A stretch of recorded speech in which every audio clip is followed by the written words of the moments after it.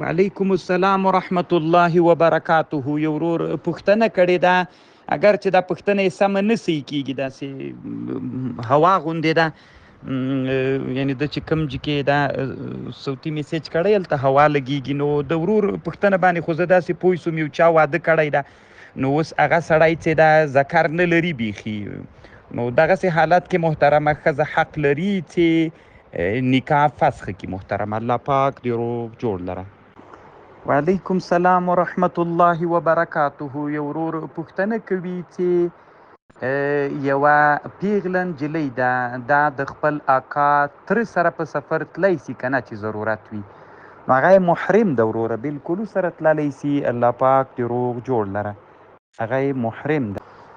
وعلیکم السلام ورحمت الله وبرکاته. یو ورور پوښتنه کړې ده چې مثلا یوې ښځې اولاد پیدا سو، چې اولاد یې پیدا سو، بیا ډاکټرانو دغه د بچي دی ان اے چې موږ ورته بثمة الوراثیه وایو، دا یې معاینه کړله، نو دا د دې سړي زوی نه و، دې ښځې زنا کړې وله، د بل چا زوی و.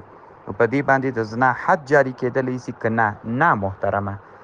علامه دکتور زهیلي رحمه الله یو کتاب جوړ کړی ده، په دغه کتاب کې په دې مسئله ډېر بحث کړی دی. ته موږ بصمة الوراثیه یا ڈی ان اے ورته وایو. نو محترمه دا قرینه قاطعه کېدلی سي، خو په حدود چې دي تندرئ بالشبهات، په دې باندې حد د زنا نسي جاري کېدلی. وروره الله دې جوړ لره، کامیاب اوسه. وعلیکم السلام. یو ورور پوښتنه کوي د حج او د عمرې. حج خو محترمه فرض وي په سړي باندې، په عمر کې یې واري عمره، په عمر کې یې واري واجب ده. وروره الله دې جوړ لره، کامیاب اوسه. وعلیکم السلام. یو ورور له ایران نه پوښتنه کړې ده. د ورور پوښتنه دا ده چې ما ته په زړه کې داسې خبرې راګرځېږي چې هغه ګناه وي، نو چې اختیار کې دې نه وي محترمه، تا ته هېڅ ګناه نشته ده محترمه. دا د شیطان وسوسه ده. رسول صلی الله علیه وسلم نه صحابي پوښتنه وکړه، وی ما ته په زړه کې وسوسې راګرځېږي، وي داسې خبرې چې په خوله یې نسم ویللی، نو نبي صلی الله علیه وسلم ورته ویلي وي دا د ایمان نښه ده. وروره الله دې جوړ لره، کامیاب.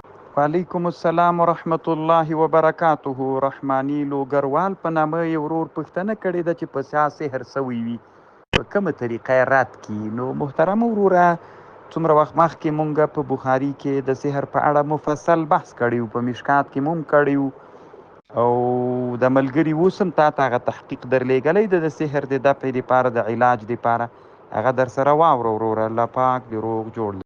علیکم السلام ورحمت الله وبرکاته. سید احمد حماسي په نامه یو ورور پوښتنه کوي که چیرته یو سړی راجیګ سي، پلار یې مړ سي، پس له مرګ د خپل پلار نه مځکه راونیسي، نو خویندې په دغه مځکې له ده سره حق لري که یې نه لري؟ نه محترمه، په دې مځکه کې حق نه ورسره لري، ځکه د خویندې خو چې حق ده خو د پلار په مال کې ده، د ورور په مال کې حق نشته وروره ورسره. الله پاک دې روغ جوړ لره. وعلیکم السلام ورحمت الله وبرکاته. یو ورور صفی الله اقدام په نامه پوښتنه کوي چې د داسې استاز اطاعت کول څرنګه ده چې هغه په سنتو برابر نه وي. نو محترمه وروره، کوم شي کې چې اطاعت په تا لازم ده منې به، نو حتی محترمه علما وی که چیرته اطاعت د امیر کوي، نو که هغه فاسق مو اطاعت په تا باندې واجب ده، چې حد د کفر ته نه رسېدلی، د فاسق امیر بم اطاعت کوي. وروره الله پاک دې جوړ لره. اطیعوا الله و اطیعوا الرسول و اولو الامر منکم. اولو الامر محترمه علما دي، نو الله دې جوړ لره، کامیاب اوسئ.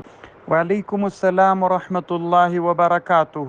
عطا الله شاه په نامه یو ورور د پاکستان نه پوښتنه کړې ده. د ورور پوښتنه دا ده چې دا منګی وهل څرنګه دي، معنا د منګي سر وتړي بیا یې وهي په ودونو کې.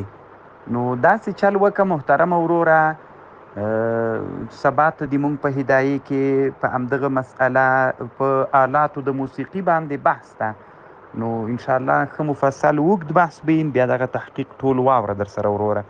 په شفه هدایې کتاب الکراهیت کې د مونږ په مسئله بحث ته ټول مفصل در سره واوره. لنډ به داسې درته وایم محترمه وروره، علما وی هر هغه